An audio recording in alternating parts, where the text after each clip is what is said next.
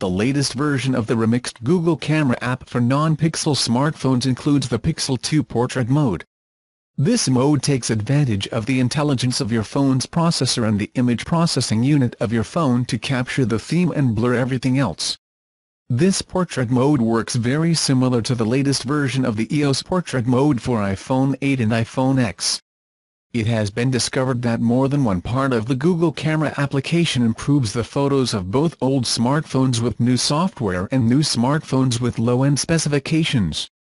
This application does not work on all phones, but with each update, its range extends.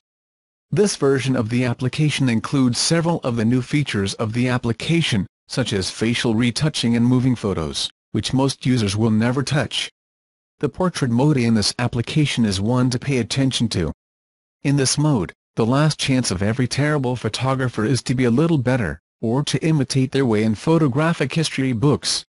This mode takes a moment to understand what it is that you would like to focus on. Next, take a photo with the same finesse that you would normally have with the camera application and start processing. For reasons that are not particularly important, the portrait mode part of this application only works with Android Oreo devices.